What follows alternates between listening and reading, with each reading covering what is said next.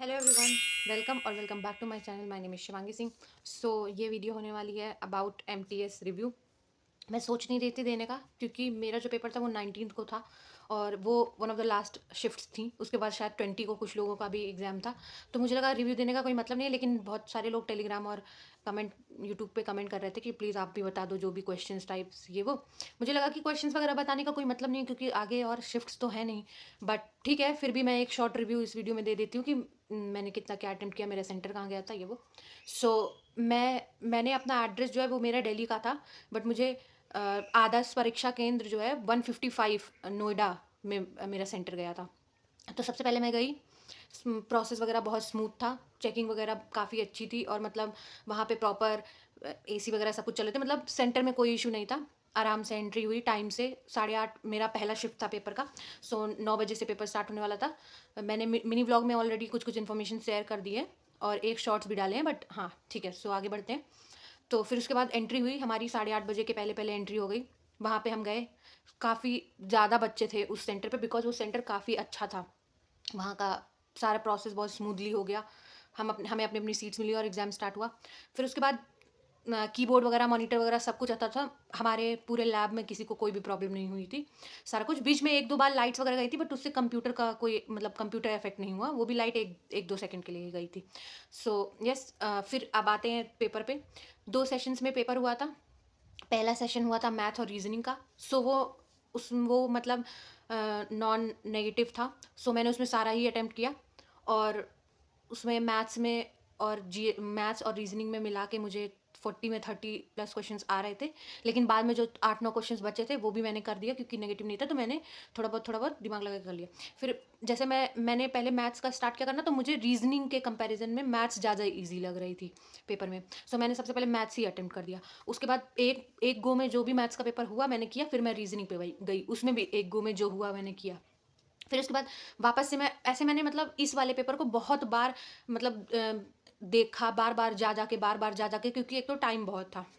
40 question थे वो 45 minute में। तो बहुत टाइम भी बहुत ज़्यादा था और मतलब बार बार आप क्वेश्चंस को जाके गो थ्रू कर सकते थे। तो इसलिए मैंने पहले जो मुझे 100% आता था क्वेश्चन उनको सॉल्व किया। फिर उसके बाद जो 70% वाले थे उसको किया। फिर 50% वाले में मैंने सारे ही बेसिकली अटेम्प्ट कर दिए। फिर उसके बाद ये ख़त्म होता है सेशन। फिर कंटिन्यू करके हम दूसरे सेशन पे आते हैं, उसमें जीएस और इंग्लिश था। सो जीएस का स्टार्टिंग में पहला कोई क्वेश्चन था, वो मुझे याद अभी नहीं आ रहा है, बट दूसरा क्वेश्चन कुछ ब्लैक सॉइल से रिलेटेड था कि किस जगह पे होती है, तो कॉटन उसमें ऑप्शन में था, तो वो मैंने करके उसके बाद फिर दो तीन स्टार्टिंग के 2-3 क्वेश्चन थे जो इजी इजी से दिख रहे थे, इजी इजी मतलब पढ़े हुए थे, तो ऑब्वियसली इजी लगेंगे। सो आगे मैंने सोचा कि करने चालू कर देती हूँ। फिर मैंने सोचा छोड़ो कि इंग्लिश पे पहले जाते हैं, इंग्लिश का लेवल देखते हैं क्या कैसे है। सो मैं गई इंग्लिश पे, तो उसमें सिनोनिम ईजी था और स्पेलिंग्स ईजी थी।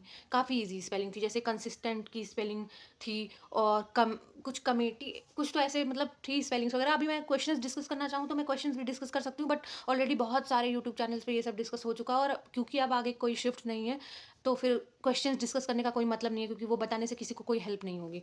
ठीक है, तो फिर उसके बाद ये सब था। एक ईडियम डिफ़िकल्ट था। दूसरी चीज़, जो पैसेज था वो मॉडरेट टू हार्ड था, ईज़ी तो बिल्कुल भी नहीं था। ऑल इन ऑल इंग्लिश जो थी वो सीजीएल का जो लेवल था एकदम सेम वैसी ही थी, एकदम सेम वैसी थी। जैसे सीजीएल में कुछ 5-6 क्वेश्चन डिफ़िकल्ट टाइप्स लग रहे थे, मेनली उसमें पैसेज डिफ़िकल्ट था। हमारे शिफ्ट का 12 सितंबर का, वो one of the hardest shift में से था भी वो शिफ्ट। तो उसके बाद मतलब पहले मैंने एक गो में 16-17 क्वेश्चन किए। उसके बाद फिर मैं चली गई जीएस पे। फिर मैंने जीएस में किया। फिर मुझे ऐसा लग रहा था कि 5-6 क्वेश्चंस मेरे जो मुझे डाउट लग रहे थे इंग्लिश में, कि मतलब मैं इनको करूँ या ना करूँ, 50-50। जैसे एक क्वेश्चन था जिसमें वॉक ऑफ लाइफ था, ऐसे करके था एलेक्सर ऑफ लाइफ ऐसे करके। तो मुझे थोड़ा सा मैंने ऐसा लग रहा था कि मैंने कहीं द हिंदू में पढ़ा है। तो पहले तो मुझे लगा कि एलेक्सर करके जो ऑप्शन था, पता नहीं मैं प्रोनाउंस सही कर रही हूँ कि नहीं, वो ऑप्शन मुझे लगा कि पता नहीं ये है कि नहीं है, मे बी सिंपल आंसर हो कि वॉक ऑफ लाइफ। लेकिन वो जो करेक्ट ऑप्शन था वो मैंने कहीं हिंदू न्यूज़पेपर में कहीं तो पढ़ रखा था, तो इसलिए मैंने उस चीज़ वो टिक लगाया और अंत में थैंकफुली वही आंसर था। तो हाँ, तो ऐसे-ऐसे कुछ ऑप्शंस थे जो बहुत ही थोड़े कन्फ्यूज़न क्रिएट कर रहे थे, 5-6 क्वेश्चन। तो मैं उसको छोड़ के जीएस पे चली गई। फिर जब मैंने जीएस को अटेम्प्ट करना चालू किया, तो स्टार्टिंग के 10-10 क्वेश्चन ऐसे थे जो कि हाँ, थोड़े-थोड़े समझ में आ रहे थे, थोड़े बहुत मतलब समझ में आ रहे थे, तो मैंने उनको अटेम्प्ट करने की कोशिश की। उसके बाद जैसे फेस्टिवल्स वगैरह थे ना, तो ऐसे नहीं थे कि बहुत ईज़ी फेस्टिवल्स वगैरह थे। आप जैसे फैटमैन वगैरह मैंने पढ़ी थी, फिर भी मुझे ऐसा लगा कि जो फेस्टिवल्स और डांस आए थे मेरी शिफ्ट में, वो जो है फैटमैन वगैरह से पढ़े हुए नहीं लग रहे थे। अगर आप डिटेल्ड में बहुत अच्छे से ही आपने स्टैटिक पढ़ा होगा एकदम डेप्थ में, तो ही आपको वो चीज़ आ पाएगी। बाकी स्कीम वगैरह ईज़ी थी, डिजिटल इंडिया स्कीम थी वो, लेकिन मैंने वो गलत कर दी। मुझे लग रहा था, वही है ना कि 50-50 में लगता है कि पता नहीं ये सही है कि ये सही है। मुझे 20-15 लग रहा था, लेकिन लास्ट में मैंने जाके गलत ऑप्शन पे टिक कर दिया।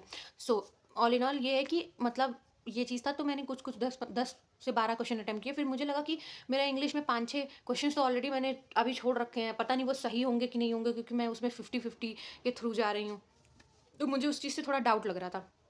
तो मैंने क्या किया, मैंने सोचा कि ठीक है, वैसे भी सीजल 2-3 महीनों में है, तो फिर ऐसा करते हैं कि पूरा ही अटेम्प्ट कर देते हैं, क्योंकि इंग्लिश में जब तुक्का मार ही रहे हैं तो फिर जीएस में भी मारते हैं। ऑल्दो ये चीज़ करनी नहीं चाहिए, बट मैंने 45 मिनट था तो बहुत ज़्यादा टाइम था, तो मैंने बार-बार और मैंने सोचा था कि मैं रिव्यू क्वेश्चन्स के साथ दूँगी, बट ऑलरेडी अब बहुत लेट हो गया है और कोई मतलब नहीं है क्वेश्चन्स के साथ देने का। मैं उसका शॉर्ट्स डाल दूँगी, भले ही कि मेरी शिफ्ट में कौन-कौन से क्वेश्चन्स आए थे, कौन-कौन से नहीं।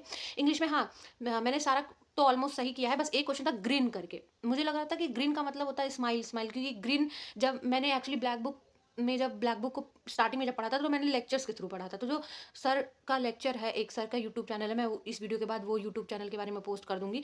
उनके वो क्या करते हैं कि मतलब जो भी वर्ड्स होते हैं उनके फेशियल एक्सप्रेशंस और जो है इमेजेस के साथ वो पढ़ाते हैं। तो जब मैं ग्रीन को इमेजिन कर रही थी, तो ग्रीन में मेरे को स्माइल समझ में आ रहा था, बट फिर भी मुझे लगा ग्रीन एक नेगेटिव टाइप वर्ड मुझे साउंड कर रहा था, तो इसलिए मुझसे गलती हो गई, मैंने उसको क्राई लगा दिया। अगर वो सिनोनिम, अभी तो मुझे करेक्टली एकदम याद नहीं है, अगर लेकिन सिनोनिम होगा तब तो वो गलत होगा, लेकिन अगर एंटोनिम होगा तो मे बी सही हो जाए। बट हाँ, अभी के लिए इंग्लिश में यही एक जो मुझे समझ में आया है गलत है। बाकी पैसेज वगैरह मैंने बहुत अच्छे से बार-बार गो थ्रू करके पढ़ा है, तो मे बी वो इतना गलत ना हो। फिर उसके बाद जीएस में मैंने 10 से 12-13 क्वेश्चन किया। फिर मुझे लगा कि हमारी कट ऑफ इतनी ज़्यादा जाती है, उधर भी मेरे इतने डाउट्स हैं, इधर भी इतने क्वेश्चंस मैंने अभी नहीं किए हैं, और टाइम मेरे पास ऑलरेडी, जितने मुझे क्वेश्चंस आते थे वो ऑलरेडी मैंने 25 से 30 मिनट में कर लिए थे, तो मेरे पास पूरे 15 मिनट थे। और जीएस में मतलब मैंने ये चीज़, भले ही इसमें मेरा सिलेक्शन हो या ना हो, बट मैं सीजीएल के लिए मतलब एक बहुत बड़ी सीख लेके जा रही हूँ कि जीएस में ऐसा नहीं हो सकता कि आपको हमेशा पूरे पेपर आए किसी भी मतलब एग्जाम में। लेकिन एक जो की है जिससे आपके मार्क्स को आप 10 से 15 10 एटलीस्ट 8 से 10 नंबर इंक्रीज कर सकते हो, वो ये है कि क्वेश्चन को बहुत ध्यान से पढ़ना और एलिमिनेशन करना। ठीक है, ऐसा हो सकता है कि अभी से लेके हम सीजीएल 2026 के लिए मई तक का पढ़ेंगे तो बहुत सारे क्वेश्चन हमसे लग जाए, लेकिन फिर भी वहाँ पे भी ऐसे ही हम सेम सिचुएशन पे होंगे कि हमें 25 में 15 ही क्वेश्चन आ रहे हैं, तो बाकी के अगर हमको अच्छा परफॉर्म करना है तो हम क्या कर सकते हैं। तो मतलब मैंने ये कहीं यूट्यूब चैनल में भी किसी टॉपर्स का कुछ तो पढ़ा था कि मतलब आपको क्या करना है, पहले तो जीएस को बार बार पढ़ो, उसके बाद फिर ये है कि क्वेश्चंस को बार बार पढ़ो और एलिमिनेट करने की कोशिश करो और रिलेट करने की कोशिश करो, तो उससे क्या होता है कि क्वेश्चन ज़्यादा ईजिली हो जाते हैं। तो ये चीज़ मैं आप इस चीज़ की लर्निंग को मैं अप्लाई करने वाली हूँ अपने सीजीएल 2026 के लिए, और मुझे पता है कि ये चीज़ मुझे ज़रूर हेल्प करेगी। और आगे मैं चारों सब्जेक्ट्स का, अब मेरी स्ट्रैटेजी क्या होने वाली है एमटीएस के बाद, वो सारी चीज़ों का भी एक वीडियो लाऊंगी, और बाकी सेपरेट सब्जेक्ट्स में भी मैं अब फाइनली क्या करने वाली हूँ, और मैं जो भी करूँगी वो स्टिक रहूँगी उसके लिए, मतलब 2026 से। और बेसिकली ये है कि सीजीएल के लिए अब जो है आप अगर प्रिपरेशन करोगे तो फिर मतलब वो मेंस के ही टारगेट बना के करना है। ऐसा नहीं है कि लेक्चर्स पढ़ रहे हैं मैथ्स के तो स्टार्टिंग के 5-6 लेक्चर्स पढ़ लिए और उसके बाद फिर आगे का जो डिफिकल्ट क्वेश्चन आया, मिसलिनियस आया, उसको छोड़ दिया। ऐसा नहीं करना है, पूरा जो चीज़ करना है शुरू से लेकर अंत तक खत्म करना है, कि अगर हमारी शिफ्ट में लेट्स से कोई भी सब्जेक्ट हार्ड आता है तो हम हर चीज़ हमारे लिए थोड़ी डुएबल हो। ठीक है, सो यस, ये चीज़ था। तो जब मुझे, अब आते हैं वापस से एमटीएस पे, जब मुझे लगा कि इसमें भी डाउट है, इसमें भी इतने क्वेश्चन है, तो मैंने सोचा कि ऐसा करते हैं कि सारे ही अटेम्प्ट कर देते हैं।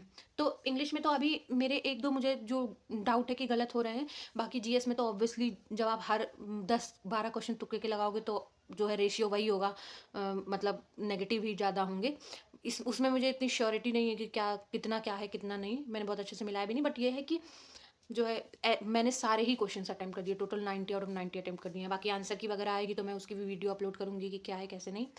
यस, सो यही रहा मेरा एक्सपीरियंस। ओवरऑल सेंटर वगैरह का एक्सपीरियंस बहुत अच्छा था। एग्जाम भी का लेवल भी जो है मैथ्स रीजनिंग तो इजी टू मॉडरेट था, और ये वाला मॉडरेट टू हार्ड में कह सकते हैं, इजी नहीं था हमारी शिफ्ट का। सो यस, क्योंकि जब अगर इंग्लिश इजी होती है तो आपको मतलब जीएस में आपके पास बफर होता है कि आप जो है नेगेटिव वाली चीज़ें ना करो, एक्स्ट्रा तुक्का मत लगाओ। लेकिन यहाँ पे मेरी शिफ्ट में थोड़ा सा मुझे इंग्लिश थोड़ी सी डिफिकल्ट लग रही थी, तो उस समय, तो मैंने सोचा कि कर देती हूँ, तो मैंने ओवरऑल सारी कर दी है। बाकी जो भी आंसर की मेरे नंबर वगैरह आएँगे मैं आगे की वीडियो में मतलब दिखाऊँगी।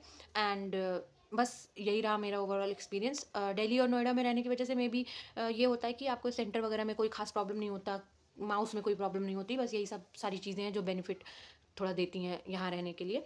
सो येस, ओवरऑल पेपर अगर बोले तो मॉडरेट मॉडरेट था, है ना। बाकी ठीक है, इस वीडियो के लिए आगे मैं और भी बहुत सारी इन्फॉर्मेशन वीडियो ले आऊँगी रिगार्डिंग 2026 सीजीएल।